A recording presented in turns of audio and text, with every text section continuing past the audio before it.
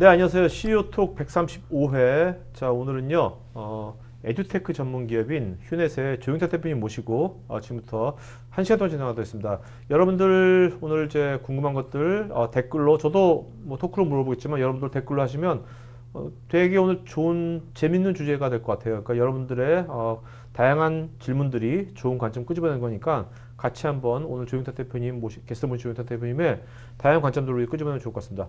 자, 오늘 게스트 모신 조영탁 대표님 소개시켜드리겠습니다. 안녕하세요. 네, 안녕하세요. 휴넷 조영탁입니다. 네네네. 대표님 아까 뭐 이렇게 컨디션이 별로 안 좋으시다는데, 네네. 그래도 지금 톡하면요 또 낮입니다. 네네네. 편하게 하시면 돼요. 잘할 것 같은데, 네네. 혹시 뭐 몸이 안 좋아가지고 인상 쓰고 그러더라도 이해해 주세요. 네네, 알겠습니다. 네. 자, 먼저 이 책 있지 않습니까? 네. 네, 오늘 책에 대한 얘기는 안 할 겁니다. 네, 근데 어쨌든 간에 네. 행복컴퍼니 휴넷 스토리. 네. 궁금한 게 이 책이 2017년 17년. 말에 이제 네. 만드신 거지 않습니까? 이제 출간된 건데 작년도에 이거 잘 팔렸나요? 어땠어요? 잘 안 팔렸어요. 잘 안 팔렸죠? 저 일단 맞아요. 제목이 행복컴퍼니 휴넷 스토리라니까 좀 이렇게 이거 회사 얘기인가? 뭐 자기 회사 얘기하는 건가? 뭐 이런 식으로 해가지고 내용은 제가 읽어봤는데 되게 좋거든요. 네. 네. 근데 제목만 좀 잘 섹시하게 줬으면 네, 더 많이 팔렸을 것 같은데. 저희 그 실무자들이 네. 제목을 저렇게 지으면 절대 안 팔린다 네. 그랬는데 한편은 좀 자만한 것 같고 그것보다는 네. 팔려고 만든 책이다보다는 네네. 휴넷이라는 회사를 알리고 싶어서 네. 그래서 이제 안 팔리더라도 네. 휴넷 스토리를 한번 써보자 네. 이렇게 해서 이거를 뭐 호텔에서 그 대표님께서 호텔에 들어가서 일주일 동안 네. 그러니까 전혀 그 인터넷도 안 되는 데서 네. 그냥 쓰신 거죠? 네. 일주일 동안. 그게 뭐냐면 제가 이제 사장이긴 하지만 네.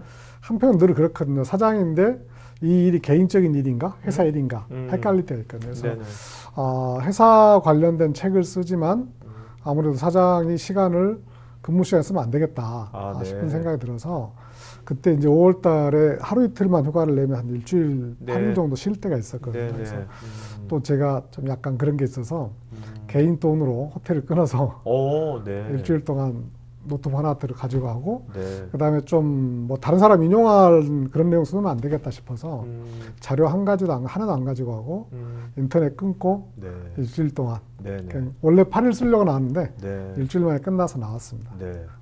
그래서 이제 저도 책을 읽어보니까 굉장히 조 대표님의 그 관점 있지 않습니까? 네. 관점들이 많이 나와 있더라고요. 네. 네네.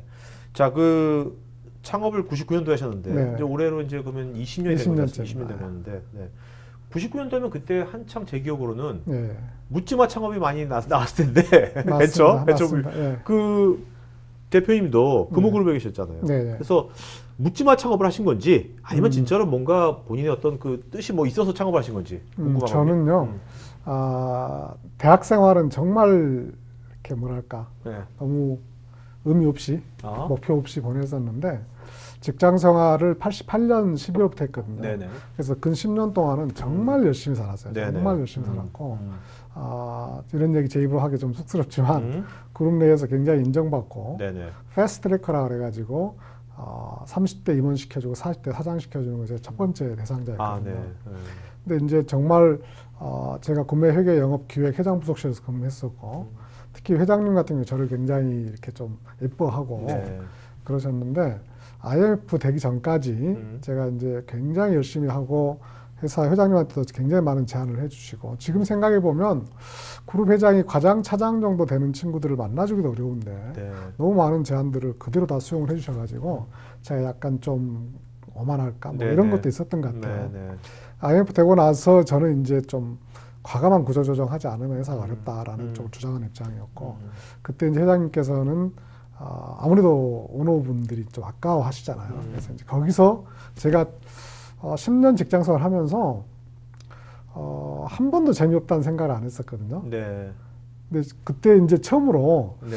직장생활이 재미없을 수도 있구나 하는 걸 처음 알았어요. 그래서 이제 거기서 있어야 될 이유가 없어진 거죠. 네네. 그래서 이제 창업을 해서 그동안에는 그전에는 이제 회사 내에서 전문 경영이 돼서 회사를 잘 이렇게 이끄는 사람이 되겠다는 생각을 가지고 10년 살았었는데 네네. 어쨌든지 이제 그게 이제 불가능하다고 판단해서 맨 땅에서 헤딩할 수도 있지만 어쨌든지 정말 아름다운 모습 네. 정말 멋진 회사를 한번 만들어 보자. 딱 그 생각 하나 가지고 나왔습니다. 자, 근데 그 회사란 게 업종이 네. 이제 다양한 분야를 할 수가 있잖아요. 네. 근데 휴넷은 처음부터 교육 사업을 하려고 정하신 겁니까? 아니면 교육 사업 변경된 건가요? 원래는 이제 사이버 경영 컨설팅이라는 주제를 가지고 나왔습니다. 네네. 근데 약간 좀 경영 컨설팅도 하지만 이제 교육 쪽도 같이 했었고요. 네네. 그러니까 기존의 산업 중에서 인터넷이 그때 인터넷 붐이 한참 볼 때니까 인터넷이 분명히 모든 산업을 바꿀 것이다. 컨설팅도 바꾸고 교육도 바꿀 것이다. 그래서 이제 경영 지식 사업을 인터넷을 통해서 하자 이렇게 시작했었는데 골고루 하다가 점점 이제 교육 쪽으로 포커싱하게 됐죠. 네네. 자, 그 지금 돌이켜 보면요, 네. 지금 20년이 지났지 않습니까? 네. 처음에 창업하실 때 가장 뭔가 이렇게 정말 이건 잘 될 거야. 이건 뭔가 이거 정말 기대했던 거. 근데 정말 안 될 것들 그거 있었을 것 같고 또 기대도 별로 안 했는데 엄청 잘 된 것도 있을 거고 한 가지만 얘기해 주신다면. 엄청 잘 된 건 없었고요. 네. 잘 안 됐던 거는 엄청 안 된 거 딱 기억나는 거 하나. 저는 이제 사이버 경영 컨설팅이 다 잘 될 줄 알았거든요. 그러니까 네. 그때 당시 어떤 생각을 했냐면 제가 이제 직장생활 하면서 학부에서 경영을 공부했지만 경영 공부 학부에 얼마나 하겠습니까? 근데 네네. 직장생활 하면서 이제 사장이 목표니까 직장생활 하면서 구매회계 영업기획 회계자문소에서 근무했지만 한편으로 경영 전략을 주간대학원에서 공부했고 네. 회계사 시험도 합격했거든요. 그러면서 이제 회사 잘 나갔는데 그래서 이제 경영 관련된 살아있는 지식과 현장에서 네. 그걸 가진 사람 있고 그걸 필요로 하는 사람이 있을 거다. 그렇죠. 그걸 연결시켜주자. 그게 사이버 경영 컨설팅이었어요. 이게 지식인보다는 좀 더 빨리 나왔고 네. 좀 고급이죠. 예를 들면 우리가 광고를 해야 되는데 정부 광고 지원금을 어떻게 받을 수 있는지. 그럼 내가 그걸 모를 때는 몇 천만 원의 손실이 생기지만 그렇죠. 그걸 써본 사람은 아는 사람이 있을 거란 네네네. 말이죠. 그런 그 실용적인 지식들 누군가는 알고 있고 누군가 필요하다. 이걸 이걸 연결시켜주자. 그래서 그런 이제 뭐 회계, 영업, 전략 이쪽에 최고의 실용적인 전문가를 만 명을 모으고 네. 기업 중소기업에서는 정말 필요한 거 질문하게 만들어서 거기 모든 데이터 쌓이게 만들어서 그걸 마음대로 쓸 수 있는 그런 이제 하자 그래서 했는데 이름을 사이버 경영 컨설팅을 한 거예요. 네. 그래서 많이 느꼈는데 사람들은 경영 컨설팅은 돈을 많이 주는 건 생각 안 하고 뭐 풀타임으로 와서 서비스 받는 거 생각하잖아요. 네네. 그러니까 우리가 이제 연회비 300만 원, 월 25만 원씩 받는 걸로 했었는데 돈은 조금 내고 경영 컨설팅을 다 받으려고 하는 이런 미스매칭이 있어서 좀 실패했고요. 그래도 지금 그 개념은 요즘 현실에 요즘 시대에도 굉장히 필요한 개념인 것 같은데요. 저는 기업의 수요처하고 다양한 전문가하고 뭐 연결돼 가지고 정말 필요한 지식들 그걸 그렇죠. 알면 뭐 수천만 원 세이브될 수 있는 것들 그런 것들을 연결시키려고 했었죠. 자, 근데 제가 책을 보니까 99년에 창업해가지고 하시다가 한 4년째 됐을 때인가 2003년도에 다시 이제 원점부터 경영을 다시 하고 1년간 뭐 책도 엄청나게 100권 읽으시고 그때 2003년도에 뭐가 벌어졌길래 어떤 계기 때문에 이렇게? 그러니까 제가 아까 잠깐 말씀드렸다시피 저는 이제 보통 창업을 하게 되면 보통 사람들이 기술이 있거나 자기가 가지고 있던 영업 제품을 가져가서 팔거나 이렇게 하거든요. 저는 이제 스텝으로 일을 하다 보니까 사실 가진 게 한 개도 없는 거예요. 그래서 이제 제가 잘하는 게 경영을 잘한다. 뭐 그렇게 생각했어요. 나는 경영은 전문가다. 뭐 무슨 이야기지만 그렇게 해서 그렇게 하나가 있었고 두 번째는 제가 이제 가정사가 창업할 때쯤 돼서 저희 가족이 미국에서 이제 살게 됐고 6년 동안 떨어져 살았거든요. 신혼 때.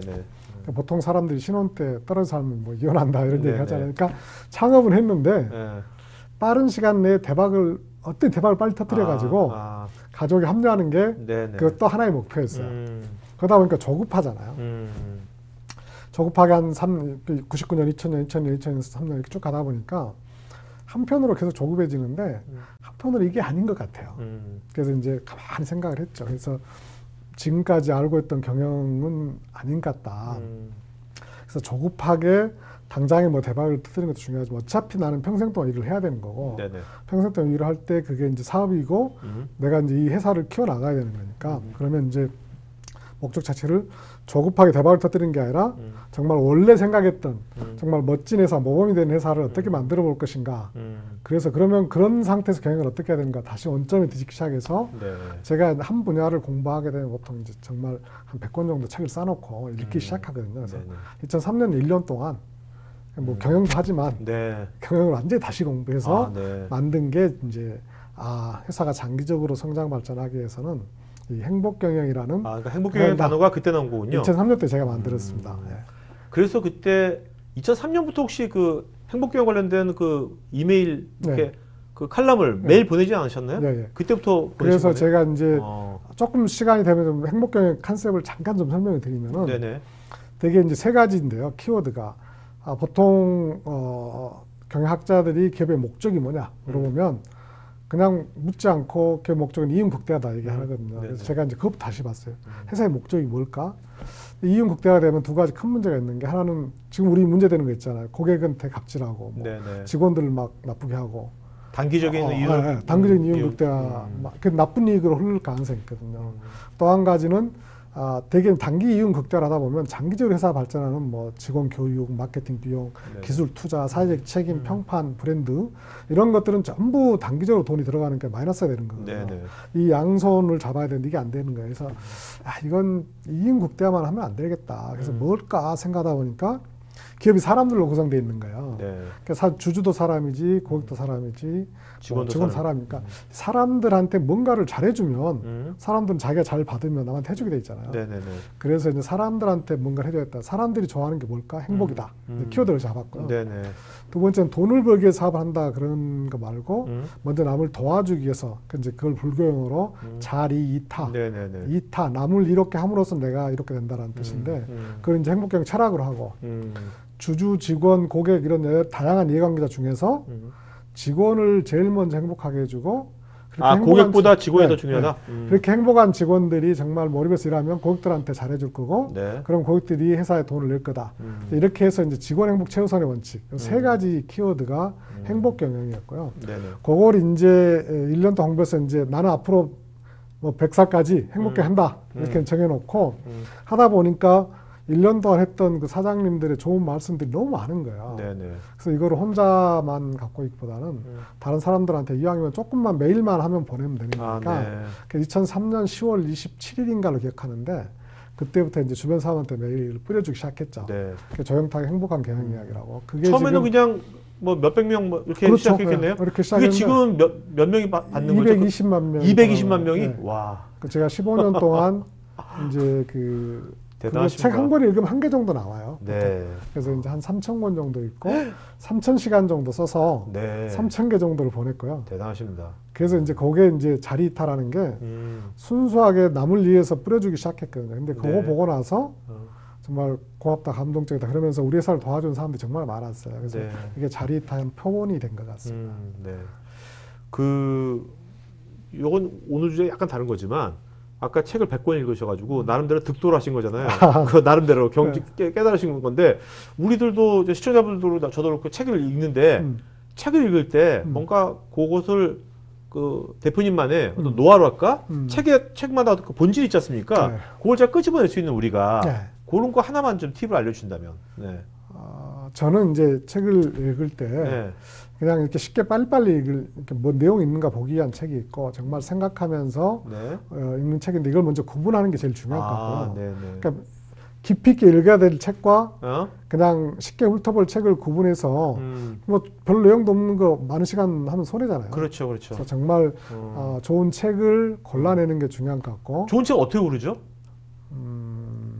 어떻게? 서론, 그러니까 서론. 그다음 목차, 그다음에 중간에 몇 페이지만 보면 오케이. 좋은 책이 나오거든요. 네, 좋은 네, 책을 골라내는데 시간을 좀 써야 되는데 네. 그걸 않고 처음부터 그냥 좋은 책 아닌데 읽으면 손해 볼 수가 있으니까 네, 좋은 네. 책을 고르는데 저는 많은 시간을 쓰는 게 네. 좋을 것 같습니다. 네. 아까 이제 사람의 중요성 얘기하시면서 제가 이제 요새 또 유튜브 다 있으니까 네. 조영탁 치니까 유튜브 또 나오더라고요. 네. 그러니까 거기서 사례된 것 중에서 여기 쿵푸 팬터 얘기하셨는데 네. 이거 되게 재밌는 사례 같은데 네. 이 사람의 중요성을 얘기하는 거지 않습니까? 네. 이 얘기 좀 잠깐 해주시면. 네.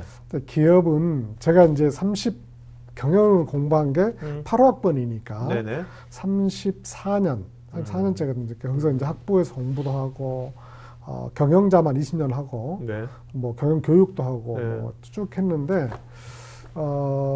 키워드 그러니까 경영의 룰 넘버 원. 음. 첫 번째는 뭐냐 그러면 음. 핵심 인재를 뽑아내는 거라고 네네. 생각을 하고 있고요.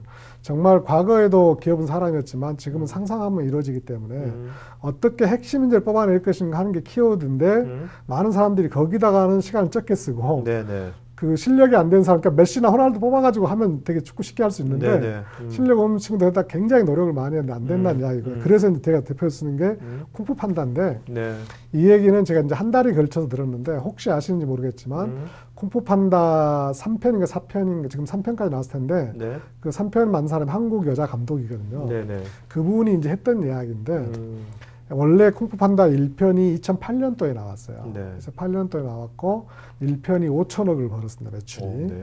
근데 이건 이제 되게 이런 그 대작 애니메이션들은 5년 전쯤에 기획 회의를 하기 시작한대요. 그래서 2008년에 나왔으니까 2003년도에 4명이 앉아 모여가지고 2008년도에 뭐 만들까? 이제 뭘 출시할까? 이렇게 얘기를 했는데 그 중에 한 친구가 2008년이면 베이징 올림픽 하잖아. 그러니까 중국이랑 키워뒀으면 좋겠다. 네네. 근데 중국을 가장 대표하는 게 뭐냐? 쿵푸와 판다다. 근데 판다가 우리는 별로 잘 아니지만 해외에서는 굉장히 인기가 좋거든요. 네네. 근데 굉장히 게으르고 17시간 자고요. 네. 7시간 이렇게 대나무 잎 먹는다 그래요. 근데 이 굉장히 게으르고 둔한 판다하고 쿵푸를 연결시켜서 역발상이잖아요. 어떤 한 친구 이런 아이디어를 내고 이게 이제 5천억을 벌었는데 지금 6편까지 나올 예정이거든요, 얘가. 네네. 그러면 단순 곱하면 3조 원. 4명이 앉아서 3조 원을 버는 세대가 됐다라는 거고. 그래서 정말 핵심 인재가 정말 중요하다. 그래서 핵심 인재를 뽑아드리려면 결과적으로 내가 그 회사 가서 일을 해야 되는 거니까 네네. 직원을 몰입하게 하고 직원 행복하게 하고 직원을 최우선 해줘야 된다. 그래서 이제 행복 경영에 연결시켜주는 거죠. 자, 근데 핵심 인재라고 하셨는데 지금 보면 그 대표님은 핵심 인재를 할 때 S 등급, A급, B급, C급 등급 있지 않습니까? 어떻게 구분하십니까? S급 인재하고 S, A, B, C를 어떤 식으로 구분하시나요? 제가 이제 인재를? 강의하거나 얘기할 때 뭐 A급 인재, B급 인재 얘기하면 어떤 분들은 기분 나쁠 수도 있죠. 사람이 무슨 A급, B급이냐는데 그렇죠. 그런 인간 존중 차원이 아니라 네네네. 어차피 사람을 평가해서 네네. 그 성과를 내는 게 뭐 A냐 B냐를 얘기하는 거지 네네. 그 사람이 B급 인재다 뭐 B급이나 네네네. 뭐 사람 가치가 없다는 얘기를 네네. 하는 거니까 먼저 그거는 이제 인정하고 갔으면 좋겠고요. 저는 나름대로 이제 이렇게 생각하는 기준이 있는데 S급 인재는 그러니까 저는 아젠다를 자기가 만들어내는 사람. 네. 우리 회사에서 신사업 해야 되겠네. 회사 하려면 이런 혁신 활동 해야 되겠네. 네. 회사 마케팅 이거 브랜드 이렇게 해야 되겠다. 자기가 어떤 테마를 잡는 사람. 네. 그러면서 끝까지 가는 사람이 이제 저는 S급 인재로 저 나름대로 평가를 하고 있고요. A급은 이제 리더들이 야 이거 한번 해볼까?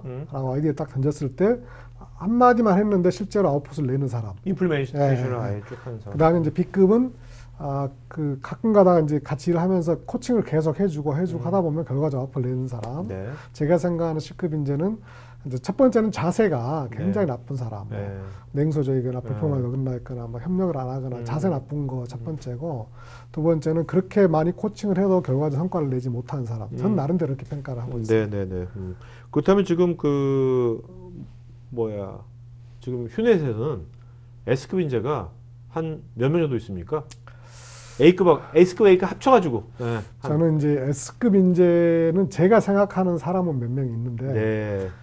S급 인재를 S라는 등급을 매기는 걸 굉장히 네네. 꺼려하는 게 특히 이제 우리나라에서는 낭중지추, 그러니까 모난 돌이 정 맞는다 됐고 그 주머니에 있는 송곳은 나온다고 그러는데 S급 인재라는 딱지를 붙여주는 순간 주변에서 시기 질투가 굉장히 많고요. 그렇겠네요.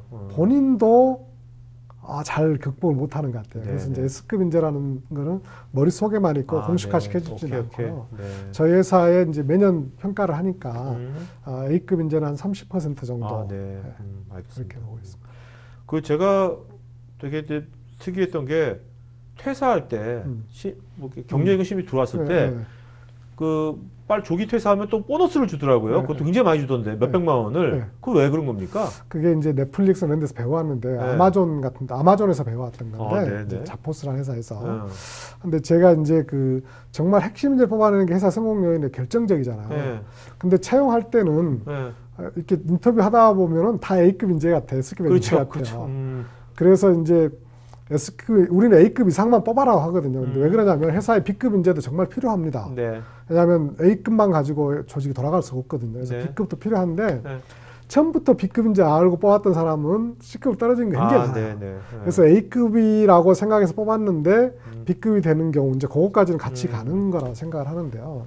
그래서 이제 정말 채용 때 A급 인재만 뽑기 위한 노력을 정말 많이 하고 있습니다. 근데 그럼에도 불구하고 이제 좀 안 맞는 경우들이 있거든요. 그래서 이제 3개월의 베이직 기간을 둡니다. 네. 그래서 회사도 우리 이렇게 당신 좋은 우리가 맞는 자를 뽑았는데 아니다 하면 이제 그만두게 할 수도 있고 계약서에다가 상호평가하는 거니까. 그 본인도 네네. 이 회사 되게 좋은 줄 알고 왔는데 안 맞아. 그럼 그만둘 수 있게 해서 네. 실제로 한 15% 정도는 거기서 이제 정리가 되는데 네.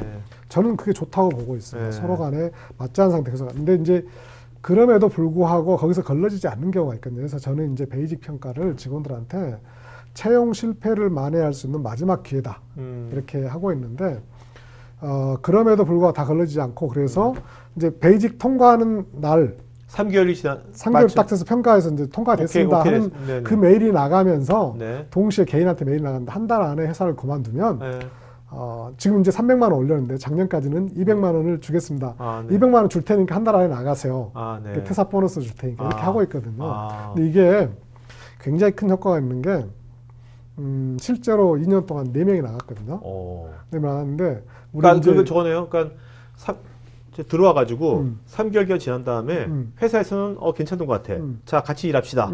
했는데 당신 근데 한 달 내에 나가면 우리가 몇백만 원 드리겠어. 300만 플러스 줄게. 좀 했는데 4명이 나갔다는 4명이 거예요. 나갔어요. 처음에는 기분이 나쁩니다. 그리고 우리 인재경영실장님 알고 오셔가지고 네. 근데 또 나갔다는 얘기를 하니까 돈 나가니까 싼 돈 그렇죠. 나간 것 같기도 하고 그래서 되게 이제 좀 기분이 안 좋은데 제가 처음에는 한 2, 3초 동안 기분이 안 좋아요. 근데 가만히 생각해보면 되게 기분 좋은 게 예를 들어서 연봉이 4천이라고 치면 한 달에 이제 한 400만 원, 그러니까 직간접비 하면 한 달에 400만 원 정도 되고, 네네. 그러면 2주일에 200만 원이라는 얘기거든요. 네네. 2주일이라 해봐야 토요일을 빼면 10일 일하는 거예요. 네네. 근데 10일치 연봉을 주고 회사에 맞지 않은 사람을 내보내는 거잖아요. 만약에 근데 그 사람이 회사에 적합하지도 않고 본인도 별로 열심히 하지도 않고 그냥 프리라이딩 하면서 1년 간다고 생각하면 굉장한 기회 손실이 네네. 생기는 거잖아요. 그런 측면에서 저는 굉장히 좋은 제도로 잘 적용하고 있다고 생각하고 그래도 아까우니까 네네. 이제 팀장님들한테 여러분 직원 생기면 심할서 써라. 농담 삼아서 네네네. 우리가 이제 핵심 인재를 잘 뽑는 것도 중요하지만 자 뽑았어요. 그다음에 일할 때 뭔가 직원이 이제 몰입도를 갖고 몰입을 갖고 일을 하는 것도 되게 중요하지 않습니까? 네. 그런 환경을 만들어주고 해주는 거.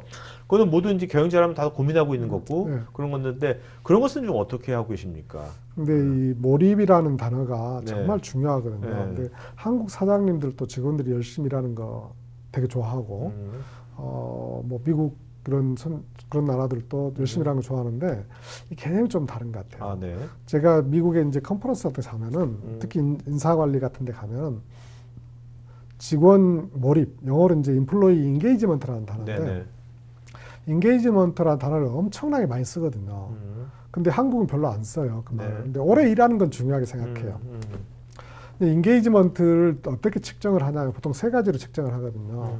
첫 번째는 우리 직원들이 가족이나 친구들한테 우리 회사 정말 얼마나 좋은 회사라고 얼마나 자주 이야기하느냐. 두 번째는 나는 이 회사하고 얼마나 오랫동안 계속 이 회사에 근무하고 싶으냐.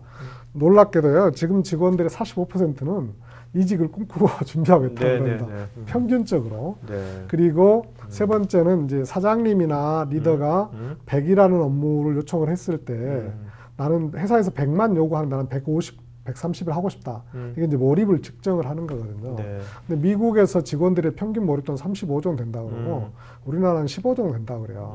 근데 미국 사람들은 어떻게 하면 직원들을 몰입시킬 것인가에 대해서 계속 그 얘기를 하고 있고 우리는 이제 얼마나 오래 근무하냐, 네네. 책상에 얼마나 오래 앉아있냐 이쪽에 많이 생겨요. 그래서 제가 이제 우리가 오래 근무하는 그 개념에서 몰입으로 바꿔야 되고 네. 일이라는 것은 결국은 인풋이 아니라 아웃풋이다. 그러니까 아웃풋 중심으로 어떤 경영관리 포커싱을 바꿔야 된다. 인풋은 좀 자유롭게 풀어주고 자유를 주고 우리는 결과를 가지고 얘기해야 된다. 이렇게 지금 계속 얘기를 하고 있는 거죠. 네네. 그때 좀 그렇다면 이제 뭔가 직원들이 이렇게 자율적으로 움직여야 될 것 같거든요. 네. 사실 우리가 근데 보통 사장님들은 주인의식을 가져라 그런 말 하지만 네. 사실 그게 굉장히 주인이 아닌데 주인의식 네. 갖기 어렵잖아요. 네. 어떤 식으로 그런 이제 그 자율적인 그런 뭐랄까 네. 그런 느낌? 네. 그런 걸 환경 문화 그런 것도 어떤 식으로 만들면 될까요? 대표님이 금방 이제 오너 주인의식 네. 말씀하셨는데 네네. 사장님들이 직원들한테 가장 안타까운 게 주인의식 없이 일한다는 거거든요. 네네. 근데 그렇게 하기 위해서 이제 뭐 스탁옵션도 주고 그러지만 스탁옵션 준다고 주인의식 생기는 건 아니거든요. 네네. 우리나라의 이제 가장 큰 이제 장점도 있고 단점도 있는데 가장 큰 단점은 수직적이고 위계적이고 지시하고 통제하는 문화가 굉장히 익숙하게 돼 있어서 네. 그게 큰 문제인데 지금 직원 몰입 행복할 때 자율성이나 자율적 이게 자율이라는 단어가 굉장히 많이 나오고 있거든요. 네. 그래서 이제 우리도 자율적으로 많이 하고 있는데 예를 들면 제가 우리 회사도 이제 저는 뭐 자율도 중요하지만 규율 지키는 게 되게 중요하니까 출퇴근 시간은 지켜야 된다라는 관점이었거든요. 그래서 네. 출퇴근 이렇게 끊는데 한 번은 이제 한 번이 아니고 이제 여름에 특히 직원들이 막 그 9시 전에 출근하기 위해서 막 땀을 뻘뻘 흘리고 와서 줄을 쫙 서 있는 거예요. 요거 체크하려고. 네네네네. 그래서 이렇게 하는 모습이 과연 주인일까, 모습일까 생각이 들어서 이걸 좀 출퇴근 시간 체크하는 거 없애버려야겠다. 네네. 그래서 출퇴근 체크를 없앴어요. 없애고 나면서 이제 서서히 결국은 주인의식이라는 거는 뭐 돈 더 준다고 주인이 생기는 게 아니고 내가 어떤 의사결정에 참여를 하거나 내가 하겠다고 결정하거나 내가 어떤 아이디어를 결정했을 때 네. 내가 결정했으니까 그 일의 주인이 되는 거라고 생각을 하거든요. 그래서 자율권을 많이 줘서 결국은 이제 주인이 되게 하자 이런 걸 많이 해서 저희가 이제 그러면서 이제 여러 가지를 했었는데 특히 이제 8시 출근해서 다시 퇴근하는 거, 유연 근무제 같은 거 네네. 굉장히 유연하게 했고 무제한 자율 휴가제에서 네. 뭐 휴가도 맘 놓고 써라 이런 것들 많이 했는데 그러니까 무제한 자율 휴가제라는 것이 그게 1년에 음. 연차 있지 않습니까? 연차 말고 네. 내 마음대로 네. 뭐 3주면 4주, 한 네. 달이면 마음대로 쓸 수 있다는 겁니까? 예. 오. 그렇게 이제 했었는데 근데 처음에는 그게 뭐 자율에 익숙하지 않은 직원들이 네. 처음에 이렇게 자유를 준다고 해서 무조건 다 열심히 막 하진 않아요. 네, 그래서 네. 처음에 이제 우리가 8시 출근한 사람 5시 퇴근하고 10시에 출근한 사람은 7시 퇴근하는 걸 이제 하자고 했더니 네. 직원들하고 토크를 하는데 네. 어떤 직원이 이제 못 믿는 거죠. 네. 그래서 사장님 그 8시에 출근했는데요. 5시 퇴근하는데 상사는 눈치 보는데 어떻게 해요? 이러더라고요. 그래서 제가 네네. 이제 이럴 때 이제 기회를 잘 잡아야 되잖아요. 네. 그래서 내가 24살 때 신입사원 때 그때 88년이었거든요. 그 얘기를 해줬어요. 스토리를. 뭐냐면 내가 24살 88년 30년 전에 대기업에 갔는데 우리 회사가 똑같았어요. 사장님 6시 반에 퇴근하시고 네네. 일이 없어도 네. 그 임원이 6시 45분 퇴근하시고 부장급은 7시 퇴근하시고 네네네. 과장 7시 기억 아주 아실 겁니다. 네네네. 그래서 제가 신입사원 때 24살 때 30년 전에 이건 문제가 있다. 그래서 제가 뭘 했냐면 6시 땡 하면 사원 정도를 신입사원인데 한 30명을 이렇게 모시고 땡 하면 나가가지고 축구공 하나 사가지고 네. 1시간 동안 공 차고 맥주 한잔 마시고 헤어지는 거 한 달 동안 했거든요. 네네. 한 달 하니까 6시 퇴근이 정착이 되고 과장님들이 저를 되게 좋아했어요. 그래서 제가 이제 이 스토리를 얘기해주면서 어차피 한 번 사는 인생인데 비겁하게 상사 눈치나 보고 퇴근하려고 그러냐. 나는 24살 때 30년 전에도 나는 이렇게 네네. 떳떳하겠다. 네네. 그러니까 나는 그런 것을 여러분들한테 원한다 했더니 굉장히 자연스럽게 됐고요. 네. 지금은 뭐 다시 퇴근하면서 뭐 즐겁게 네. 인사하고 퇴근하고 이렇게 됐습니다. 네. 그 회사에 이제 휴내 한번 가보니까 거기 입구에 보니까 백세 정년이라고 돼 있는데 백세 정년이란 게 그게 현실 가능한 건가요? 이게 어떤 의미에서 백세 정년을 지금 말씀하시는 건지? 제가 이제 20년 전에 그때 회사 창립할 때 처음에는 농담 삼아서 저는 이 간섭 받는 걸 되게 싫어하거든요. 그래서 이제 우리 직원이 갑자기 노동부에다가 정년을 신고해야 된다는 거예요. 그래서 네. 제가 이제 100살이라 써버려라. 이렇게 해서 썼어요. 근데 실제로 이제 노동부에 100세 정년이 찍혀서 온 거예요. 그러니까 이제 아니 책임을 우리나라에 궁금하네. 우리나라에 진짜 그 정년을 100살로 한 회사가 몇 개나 될까요? 아마 그거 없을 거라고 없을 생각하는데 것 같은데. 그 제가 책임을 져야 돼요. 제가 네. 장난치다했지만 네. 그래서 이제 정년이 뭔가 다시 따져보기 시작했어요. 정년은 뭐냐면요. 이런 겁니다. 생산성은 이렇게 올라가다 떨어지게 돼 있거든요. 네네. 생산성은 올라가 떨어지게 돼 있고 급여는 연공서열로 올라가게 돼 있거든요. 네. 그러니까 생산성이 개인이 창출한 가치가 급여를 한 몇 배 이상 넘어가면 고용이 가능한 거고요. 네네. 그러다가 이제 연봉은 쭉 올라가고 생산성 떨어지면 이제 그분이 회사에 고용할 수 없는 상황이 되는 거죠. 그래서 네네. 정년이 있는 거고요. 그렇죠. 그래서 제가 볼 때 우리 지식 사업인데 생산성이 나이에 비례해서 떨어지지 않을 수도 있다. 그리고 임금 피크제나 이렇게 생산성에 비례해서 급여 체계를 만들 수만 있으면 네네. 평생 일할 수 있는 거 아니냐 이제 그렇게 이제 논리를 만들었고요. 제가 이제 솔직히 이제 주장하고 싶은 거는 정년에 관계없이 정말 평생 동안 열심히 즐겁게 일하면서 살 수 있는 그런 회사를 만들어 보자. 다만 정년 없다고 해서 무조건 온 사람이 나 오래 근무할 수 있는 건 아니고 네네. 변화하고 혁신하고 공부하고 발전시켜 회사의 가치를 창출할 수 있는 사람들만이 그럴 수 있다. 대신 육체적인 뭐 그런 물리적인 나이를 가지고는 신경 쓰지 말자. 이렇게 네네. 이제 만든 거죠. 그러면 그것이 이제 뭐 정말로 그 지금 20년 됐는데 이제 나중에 또 20년이 되면 진짜 회사 내에 진짜 뭐 80세, 뭐 70세 이런 사람도 있을 수 있잖아요. 네. 그럼 그런 사람들을 어쨌든 간에 뭔가 회사는 그 사람들한테 보수를 줘야 되는 거니까 그런 거에 대한 재원도 마련이 돼야 될 것 같은데 그런 재원 같은 거 마련하고 계십니까 지금? 저는 이제 재원보다는 네. 시니어의 체계를 위한 인사관리 제도를 좀 정교하게 만들자라고 계속 얘기를 하고 있고 제가 지금 계속 네. 아이디어를 던져주고 네, 네, 있는데 네, 네. 그러니까 이런 거지. 지금 일본이 잃어버린 20년이 되면서 음.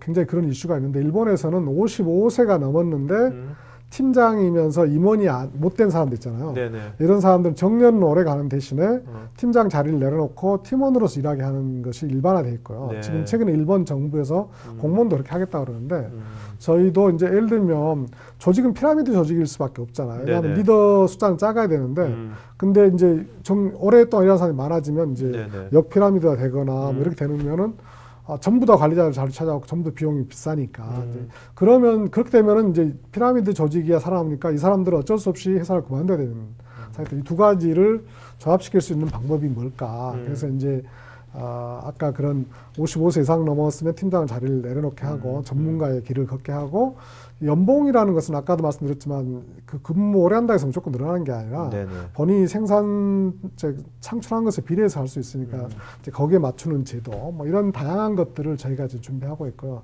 예를 들면 5일 근무를 3일 근무만 하게 한다든지 네네. 뭐 이렇게 줄일 수도 있고 근데 그런 부분인데 이제 우리나라에서 임금 피크제가 이제 그런 것들 때문에 나오긴 나왔는데 실제로 들어보니까 임금 피크제가 굉장히 잘못 적용되고 있는 게 정말 고생하고 하는 사람들인데 급여를 1년에 막 30% 깎아버리는 거예요. 네. 네. 그런데 급여만 깎으면 그래도 괜찮은데 일을 안 주고 한직에다 내버리니까 회사에서 30년 일한 사람이 후배들을 보기도 민망하고 그렇다고 해서 뭐 경쟁의 수단이 안 되니까 나가기도 뭐하고 그러니까 눈치 보면서 서로 이렇게 사이 안 좋아서 있는 그 다음에 또 30% 깎아버리고 이렇게 해서 굉장히 사람들을 좀 인간적인 비인간적이지, 감정적인 소모를 하는 거네요. 그런 것들이 많아서 그렇게 하지 말고 정말 미리 그렇게 할 수 있도록 좀 미리 세팅을 하자라는 작업을 좀 얘기하고 있고요. 네네. 자, 이제 그런 이제 올해 근속하신 분도 근속하신 분이지만 요즘 또 이제 신세대들이 밀레니얼 세대라서 신세대들이 또 다르잖아요, 굉장히. 굉장히 다르지 않습니까? 그걸 느끼십니까? 다르다는 거를? 그럼요. 네. 그럼 저는 이제 아까 이제 외국 컨퍼런스 가면 제일 많이 나온 단어가 네. 직원 몰입. 두 번째는 밀레니얼 세대인데 근데 최근 한 1년 전부터 밀레니얼 세대 우리나라에서 많이 나오거든요. 근데 이 차이가 너무 많이 납니다. 근데 이게 대졸 신입사원들이 1년 안에 회사를 그만두는 게 놀랍게도 37% 정도 됩니다. 대졸이 취업하기 정말 어려운데 그렇게 취업하기 어려운데 네, 1년 안에 그만두는 게 37%인데 중소기업은 43%를 그만두고 대기업도 28%가 그만두거든요. 네. 이 친구들이 왜 그만두냐 했을 때 겉으로는 뭐 비전이 없어서 뭐 이렇게 얘기하지만 사실은 직속 상사하고 갈등 관계 때문에 그러는데 이게 이제 왜 밀레니얼 세대가 문제되냐면 통상 밀레니얼 세대를 82년생부터 99년생까지 얘기하는데 저희 회사 통계를 뽑아보니까 75%가 밀레니얼이에요. 네. 근데 문제는 그 위에 상사들은 전부 다 그 전 세대들인데 네네. 뭐 우리가 꼰대 어쩌고 하는데 이 사람들과 생각의 차이가 너무 갭이 큰 네. 거예요. 예를 들면 대표님 일단 꼰대 정의가 뭡니까? 대표님 생각하시는 꼰대 정의가 뭐예요? 저는 잘 모르겠어요. 오케이, 알았어요. 저는 뭐 꼰대도 필요하다라고 생각하는데 통상 사회에서 얘기하니까. 오케이. 근데 이제 이게 어떤 정도 차이냐면요. 통계를 하나 보면 밀레니얼 세대들한테 여러분 열심히 일합니까? 이렇게 물어보면 87%가 열심히 일한대요, 자기는. 네네. 근데 그걸 사장이나 인사 담당한테 물어보면 11%만 열심히 일한대요. 네. 그러니까 이 갭이 엄청나게 크죠. 근데 그건 더 심한 거는 밀레니얼 세대들한테 여러분 조직에 충성합니까? 이렇게 물어보면 81%가 조직에 충성한대요. 81%나? 네. 생각보다 굉장히 높네요. 근데 그 똑같은 질문을 사장님이나 인사 담당자한테 물어보면 1%만 충성한다. 그래서 이게 이제 너무 차이가 나는. 그러면 이제 그 리더들이 뭐라 해야 되냐면 통상 이제 꼰대예요. 이제 그 사람들은 이제 내가 맞으니까 너 나를 따라서 이렇게 하는 게 이제 적인데 이렇게 네가 생각 잘못하고 있잖아. 이렇게 해서는 그 사람들이 견디는 게 아니라 나가버리는 거잖아요. 네네. 그래서 저는 이제 늘 얘기하는 게 리더 여러분들이 바뀌어야 된다. 여러분들이 바뀌어야 된다. 계속 얘기를 하고 있고요. 특히 이제 구글에서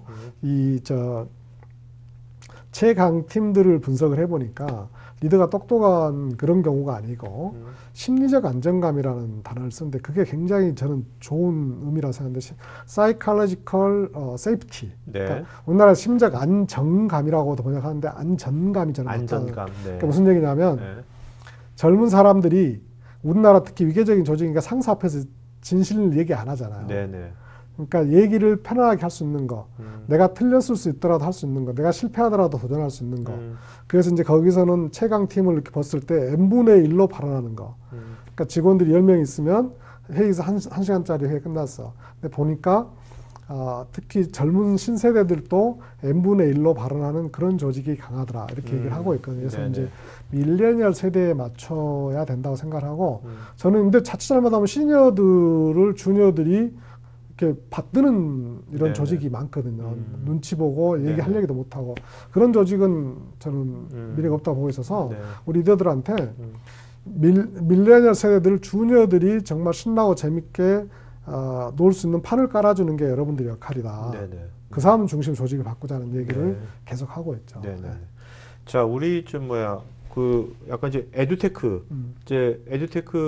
이제 리딩 기업을 이제 추구하시는데 뭐 책 보니까 이제 전 세계 앞으로 이제 꿈이 이제 전 세계에서 이제 에듀테크 쪽에 1위 기업을 생각하시는 것 같은데 휴넷은 지금 국내에서는 제가 뭐 휴넷 MB 유명한 회사고 이제 리더라는 건 다들 알고 있지만 전 세계적으로요.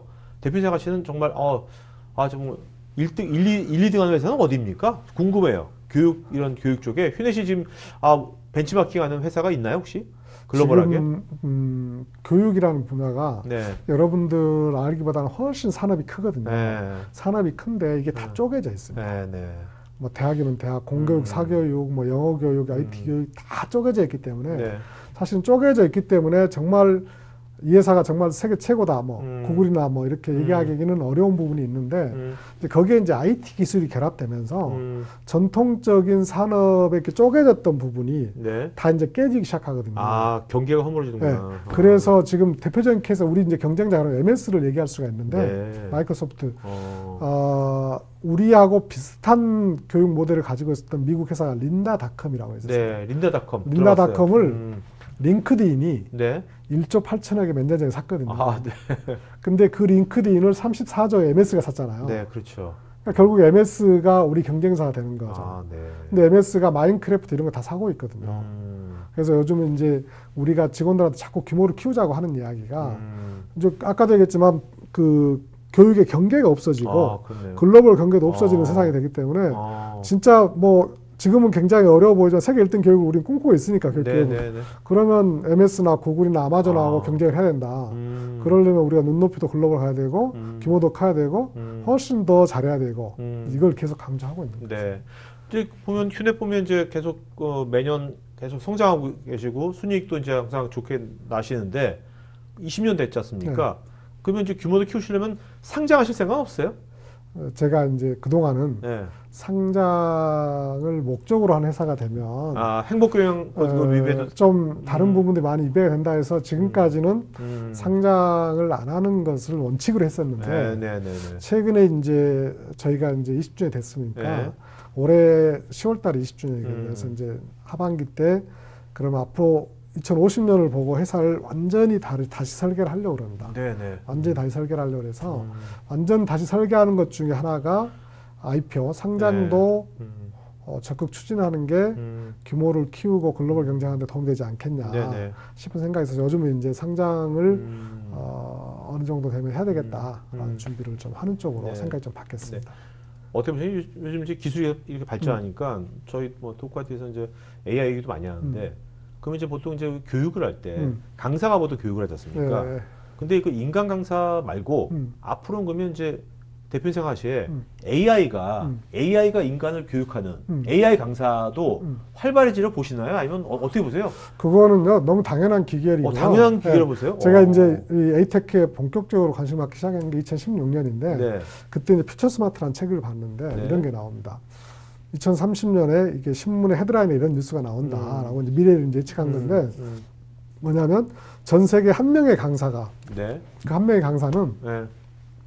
분야를 안 가르쳐 다 가르치는 거예요. 네. 뭐 법률, 네. 뭐 경영학, 리더십, 인문학, 리더십, 뭐 공학, 의학 다 가르치는.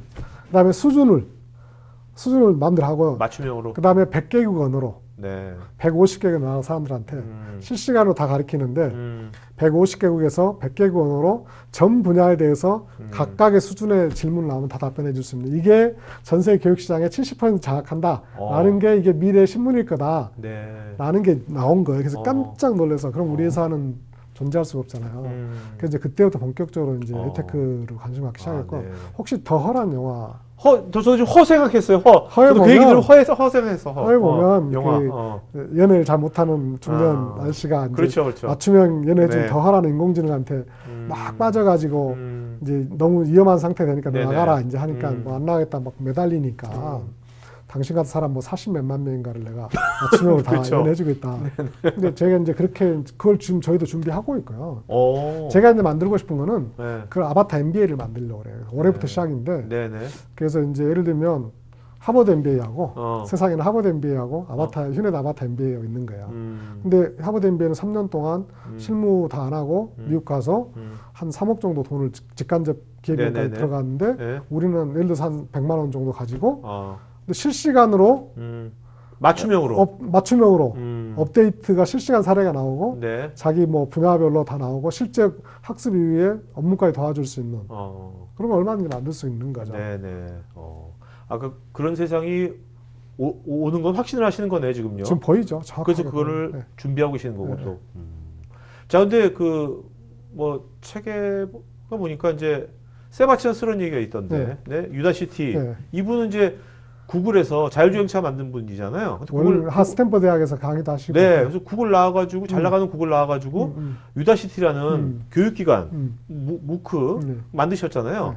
이분의 이걸 만든 이유가 굉장히 특이하던데, 네네. 그게 이제 요즘 이제 MTP라는 단어를 쓰는데 매시브 트랜스포머티브 퍼포즈 우리말로 하면 세상을 바꾸는 거대한 변혁의 어떤 목적 이렇게 네. 얘기를 하는데 네. 이게 이게 요즘 실리콘밸리나 요즘 젊은 사람들 특히 이제 요걸 이제 보니까 타쿠나 알람이라고 네. 유대인 쪽에 시작됐는데 세상을 바꾸는 거. 그러니까 이게 내가 이 사업을 해서 돈을 벌겠다 뭐 이런 얘기는 안 하고요. 이걸 해서 세상을 바꾸겠다는 얘기를 많이 하는데 대표적인 케이스가 이제 세바스찬 스런 교수죠. 이분이 이제 인공지능을 집중적으로 연구했는데 어느 아침에 그랬다고 그래요.